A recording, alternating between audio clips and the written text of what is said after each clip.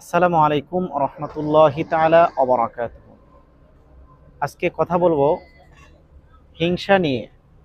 আল্লাহ সুবহানাহু ওয়া তাআলা কুরআনুল কারীমের অসংখ্য জায়গায় হিংসার ব্যাপারে বলেছেন এবং রাসূলুল্লাহর অসংখ্য হাদিসের ভিতরে আল্লাহর হাবিব নবীজি হিংসাকে অনেক খারাপ একটা দিক উল্লেখ করেছেন, যে হিংসা মানুষকে ধ্বংস করে দেয়। হিংসা মানুষকে আগুন যেমন কাঠকে জ্বালিয়ে ভস্ম করে দেয়, ঠিক হিংসাও মানুষকে জ্বালিয়ে ভস্ম করে দেয়। হিংসা মানুষকে জাহান্নামের কাষ্ঠ বানিয়ে দেয়। এজন্য আমরা অনেক লোক আছি যারা আমরা মানুষকে হিংসা করি। সেটা হতে পারে অর্থের হিংসা, সেটা হতে পারে ক্ষমতার হিংসা, সেটা হতে পারে এলেমের হিংসা।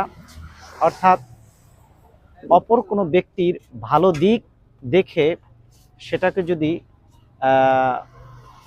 খারাপ মনে করে বা তার প্রতি যদি হিংসা পোষণ করে, সেটাই হলো হিংসা। হাসাদ বলা হয় আরবিতে। অর্থাৎ রাসূলুল্লাহ বলেছেন, হাসাদ হলো এমন জিনিস যে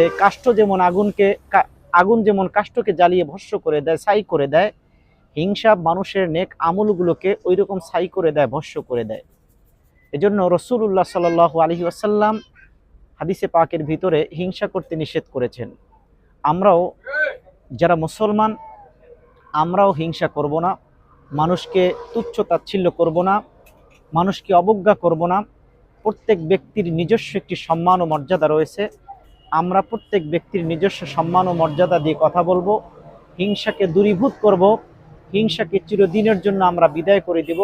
তাহলেই আল্লাহ রাব্বুল আলামিন আমাদের জীবনের গুনাহ মাফ করে দিবেন, আমাদের নেক আমলগুলোকে অক্ষত রাখবেন। কিয়ামতের ময়দানে যেন আমরা আমল শূন্য হয়ে না যাই। কিয়ামতের ময়দানে যেন আমাদের আমলগুলো আল্লাহ রাব্বুল আলামিন যেন আমাদের আমলগুলোকে অক্ষত রাখেন। সেজন্য আমরা সকল ধরনের হিংসা থেকে দূরে থাকব, সকল ধরনের হাসাদ থেকে দূরে থাকব।